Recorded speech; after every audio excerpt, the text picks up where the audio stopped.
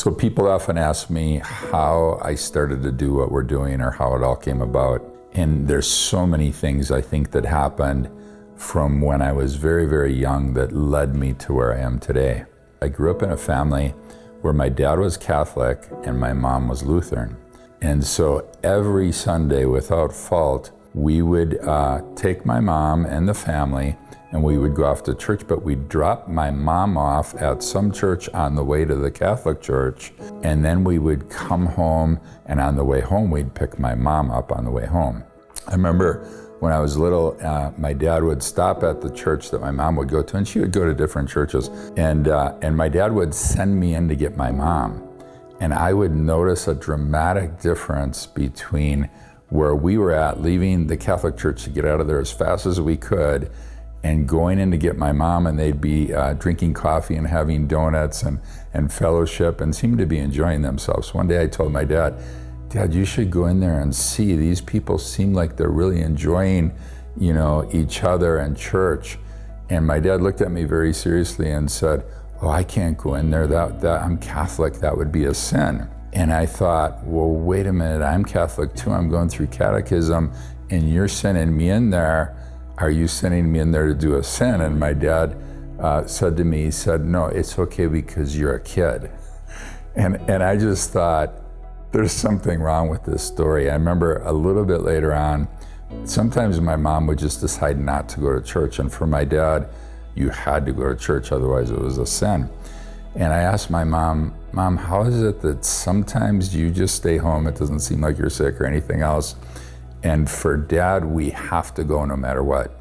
And my mom said to me, well, we believe a little bit differently. We think every day is the same, and we should love God and believe in God and try to be good every day, whether we go to church or not. I remember hearing that and thinking, I think I'm in the wrong church.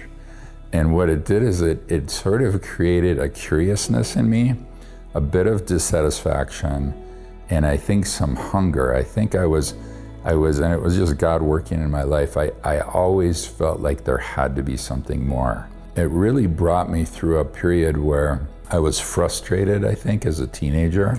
I couldn't really find the answer. I tried to find it in sports, and I love sports, and so I kind of gave myself to sports for a while, but that doesn't last forever. And by the time I got out of high school, I was very disillusioned, got rebellious, started doing a lot of wrong things. But when I was 20, somebody started to share with me about Jesus. And they were, really reading from the Bible and basically saying, the way you're living and the way that you are, if you die right now, you're not going to go to heaven, you're going to go to hell. And that challenged me because I believed in God all my life. I used to say prayers at night, ask God to bring me to heaven if I died, to keep me safe, things like that. Just, I knew of God, but I didn't know God. And what I started to do is I started to read the Bible in order to be able to argue with this person that was sharing the Bible with me. But the more I read it, the more I got convinced that it was true. And went to church, and the message was, come unto me, all you that are weary and heavy laden, and I'll give you rest. And I remember thinking, this is a no-brainer. I can have all my sins forgiven. I can be assured of a salvation and go to heaven and start basically over with peace in my life. And I did that really not thinking much ahead. I just went forward and I said a prayer. It wasn't a really big dramatic thing or anything. But afterwards, God really started to move in my heart and my life. I started to read the Bible. I started to pray.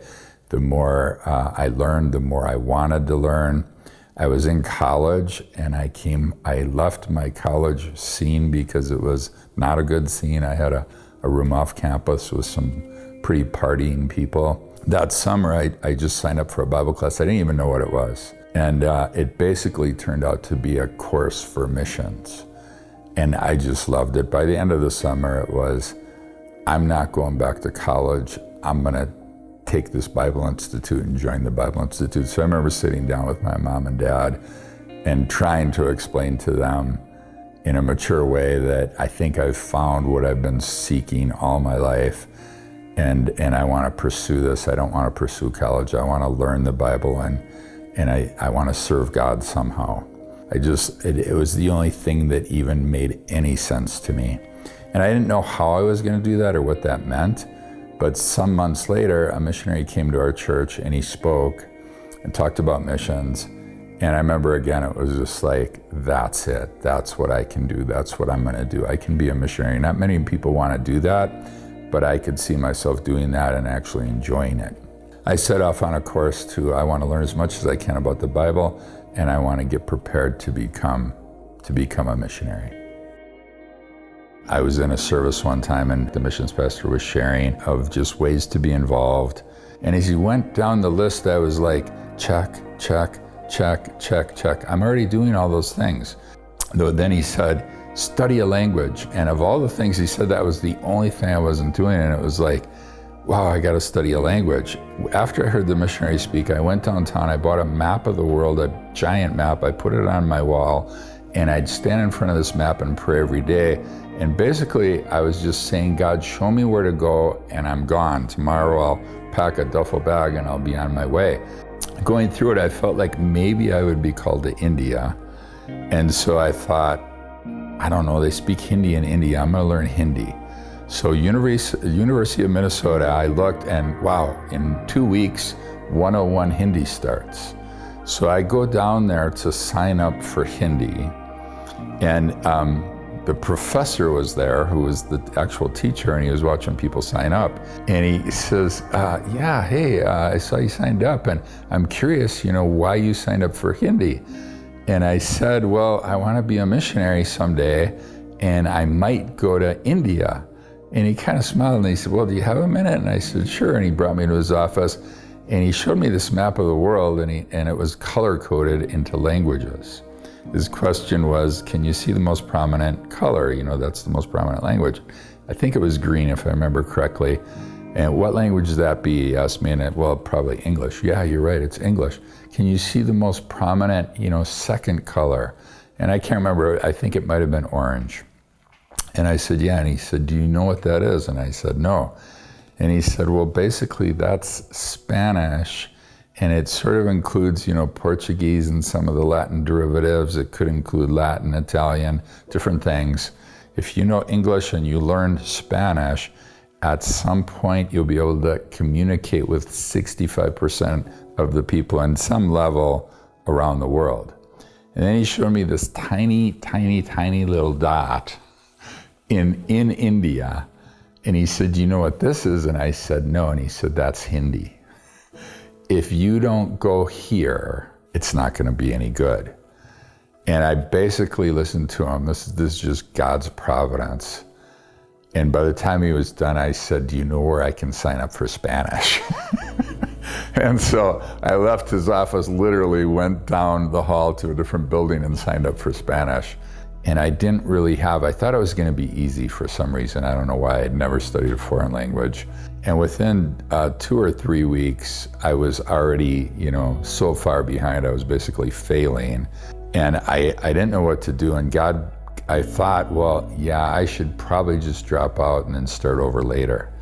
God spoke to my heart and said, if you drop out of this, you're probably not going to become a missionary.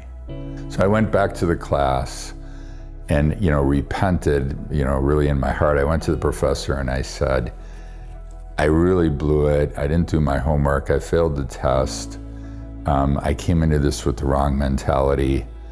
I don't know what to do, And he basically said, really, he was the hardest and the nicest and the best professor I've ever known in my life.